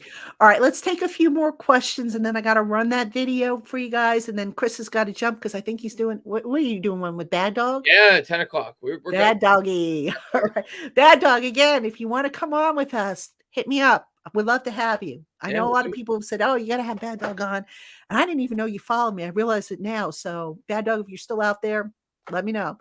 All right, T. Gerardo, how do they assign lockers by position groups, seniority, number, chance? I don't know how they do it in this, how they did it under Dable. They move guys around though. Like Daniel Jones now has, it's funny you asked that question because I was looking at the guys who have the corner offices, as I call them, the corner lockers, which are the prime real estates. And those went to guys that you wouldn't expect them to go to. Hmm. So the only one who has really a prime real estate locker, in my opinion, is Daniel Jones, who's right by the showers, by the way, so he can Yeah. escape if he needs to. Um, But yeah, I don't know. I'll tell you what I do see, what I have observed, and I don't know if this has something to do with it. I think it has to do in some cases with position group, with guys who are just friendly with position groups. And sometimes you got guys who are just friendly, because they know each other from school or from football camps or whatnot. So I found that interesting. Like, for example, Adoree Jackson's neighbor or his neighbors. Mhm. Anyone want to guess who his neighbors are? Want to take a guess, Chris? I'm gonna guess Adoree Jackson's neighbor. On either side, who are his neighbors? Okay. You'll probably never guess. I'll never guess. Okay. I was But gonna try guess it. in his position group. So I mean I would have guessed Aaron Robinson. Aaron Robinson. No? Nope, not even on the same side of the room. Really? Yeah. Xavier McKinney. Nope. Okay. Love. Nope. Okay. Morrell. Nope. Okay. Is it somebody in the secondary? Nope. Okay. Andrew You Thomas. give up? You Andrew, give up? Yeah, I give up. Andrew Thomas is a couple doors down. Okay. On one side of him, he has Thibodeau, and on the other side, Leonard Williams. Never would have guessed that, would you? No, I wouldn't. No, I would have put Adoree with the secondary. I'm Well, gonna tell you where they should have Andrew Thomas, right next to Daniel Jones. wrong. Andrew Thomas should never leave Daniel Jones' side. He's on the other side of the room. That's his bodyguard. He has to be next to Daniel Jones at all times. Andrew Thomas is on the other side of the room. If I remember correctly, he's next to Glowinski. Okay. I think he's next to Glowinski, and Dexter's in that cluster too, if I remember What correctly. about Evan Neal? He should be by Thomas.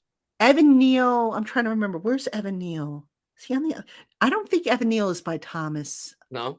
He might be a couple doors down. I'm trying to remember. Evan Neal. Yeah, I think he's a couple doors down going towards the exit of the locker room.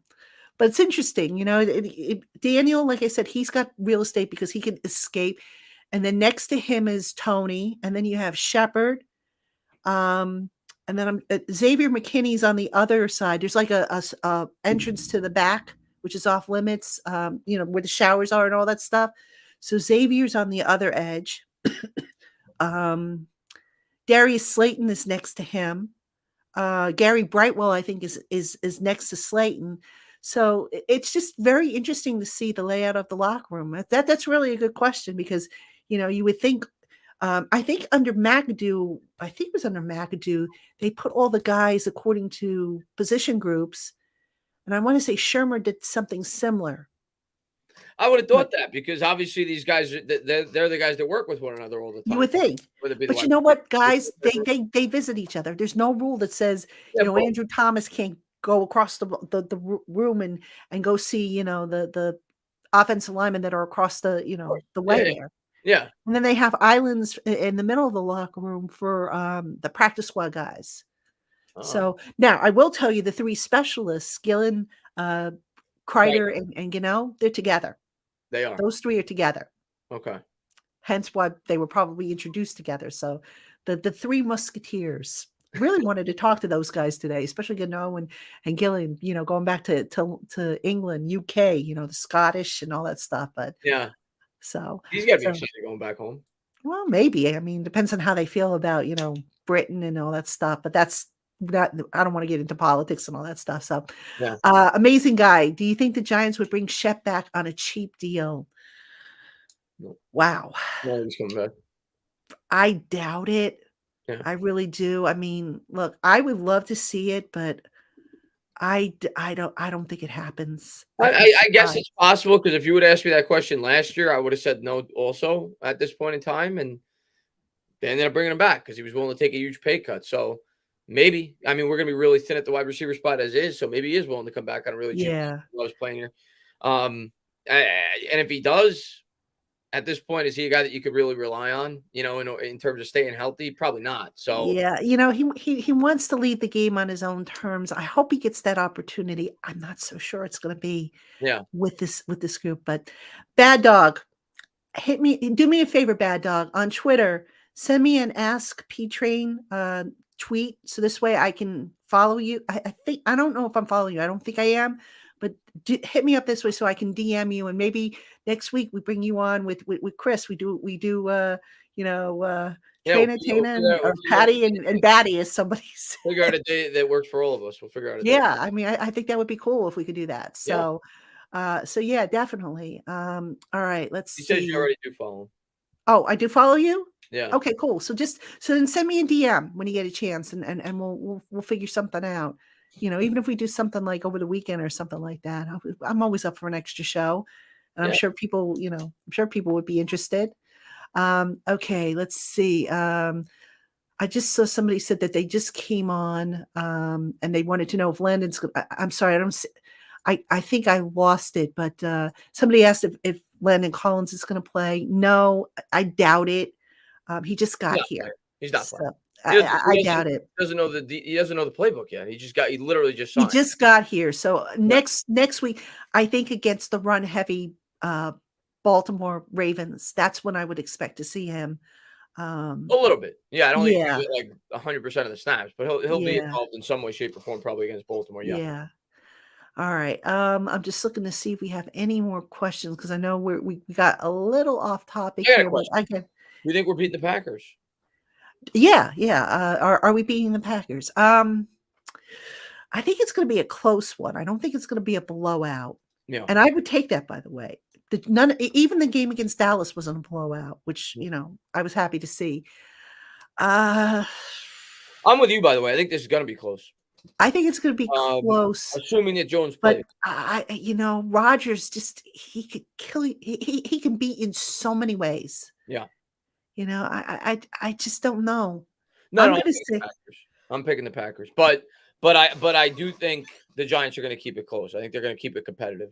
I think so too. But I don't think they pull it off. I mean, I'm concerned about how are they getting, the energy level. I mean, we'll see. We'll see. I'm going to say no. Wrong, but spoiler alert. When I do my predictions on Giants country, I'm probably not going to pick the Giants. So, Showtime Salvador, is Landon wearing 21 again?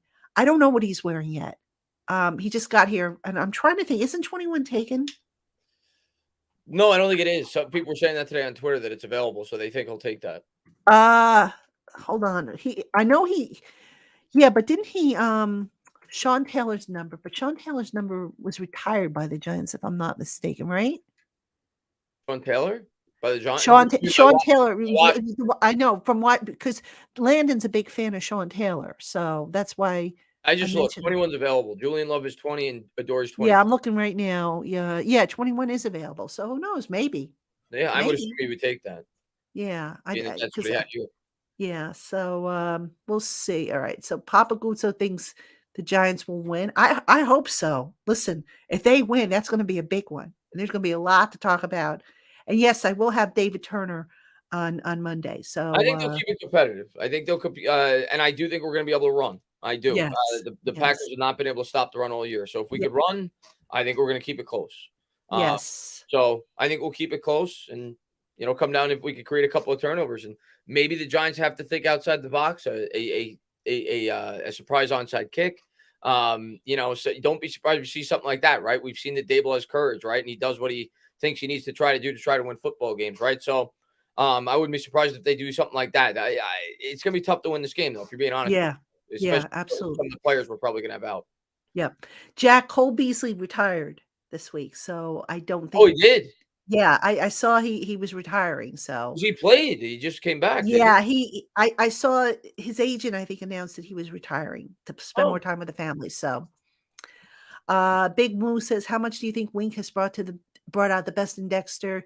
Yeah, he's Dexter. There was actually something about that. He was asked about that. I don't have the quote in front of me, but yes, Wink has figured out how to really unlock Dexter's the full range. I mean, Dexter's just been a terror, not just as a run stopper, but as a pass rusher too. He's been incredible. He's been amazing. He's been. I think you can make a strong case that he's been an MVP on the defensive side. He's been our best player on defense. Yep, he's been our best player absolutely. And you think about what this could be once Kayvon hits his stride and you get Leonard Williams back in the lineup. Like, Giants get a really good front seven. like really good. The middle linebackers obviously a vulnerability, but really good front seven potentially, specifically on that defensive line. And I feel like we're starting to build a defense similar to the Eagles, right? Because they are always known to have that really strong interior. And you see the way that Dexter's starting to evolve as a player under Wink, and I think they're gonna have to keep this guy. I mean, I know that they extend him on the 5th-year option, but I think they're gonna have to extend this guy. This guy looks legit. I would not be surprised. I mean, they've got some guys they've got to address, after the season. Andrew Thomas is going to be eligible. Xavier McKinney, I believe, is going to be eligible. Saquon, they'll probably do something there. I would think, they'll have to decide on Daniel. So I'm curious to see how they make this all work. For sure. I would not be surprised if they extend him in the offseason. I would be fine with that. I mean, Dexter's just, you could see the confidence. As a matter of fact, in talking with Dexter today, I was thinking to myself, my gosh, he's really grown up. And I mean that in a good way. He's so much more mature. When he first came here, he was quiet and kind of unsure of himself. Yeah. He is very confident these days. I mean, you could see it on the field. You can see it. Yeah, you could see it on the field. Like his body language. You could see that he's more vocal, more confident, and he still made the play of the year defensively for me, chasing down Baker Mayfield. I still hope for the world in how a 342-pound man was able to beat out Baker Mayfield the way in which he did. He takes pride in his game. He's really good. He is really good. Yeah. And he's smart as a whip. My goodness. Yeah. Guy is really, really bright. I mean, I love talking with Dexter. And he's funny.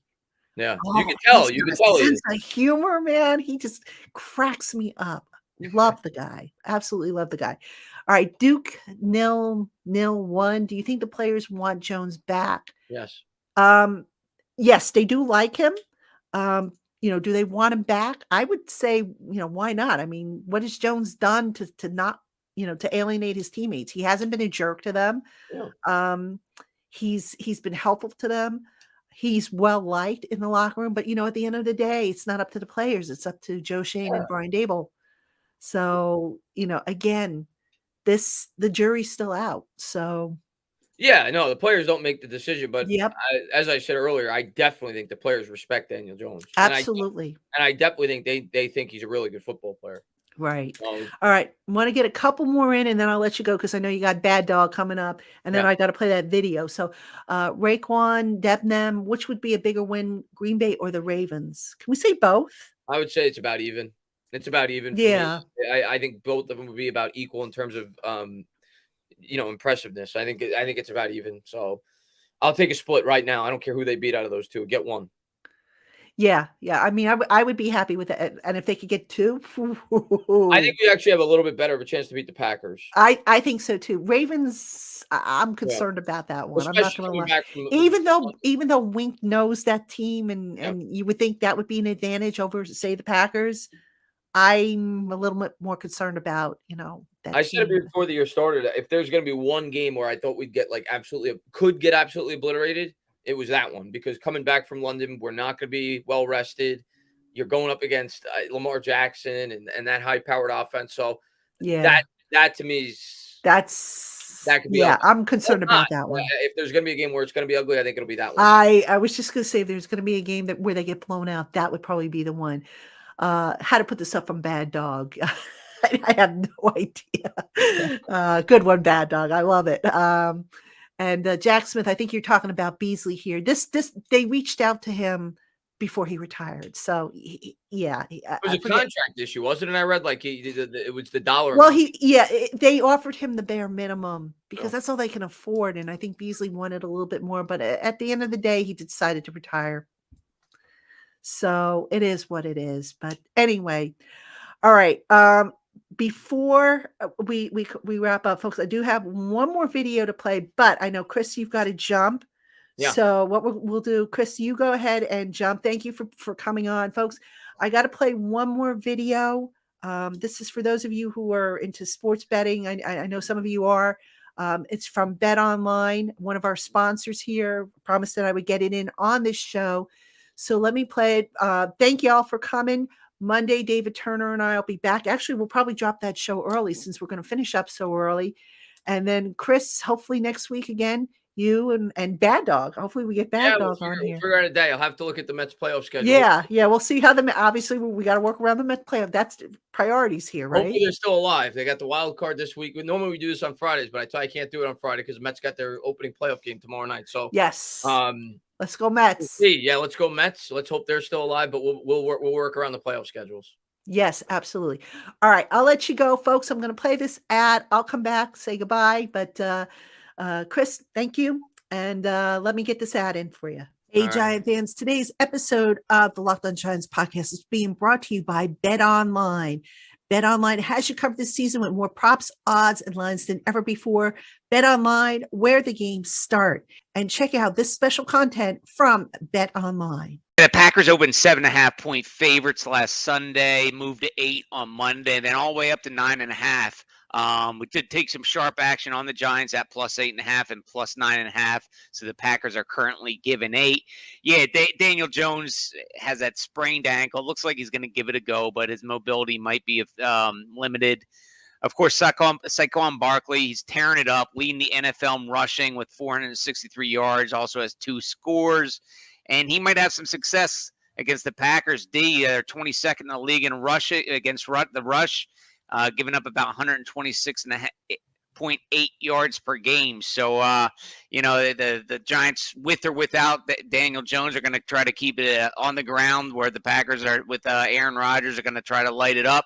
Hence the 8-point spread, and that could go higher if Jones does not play.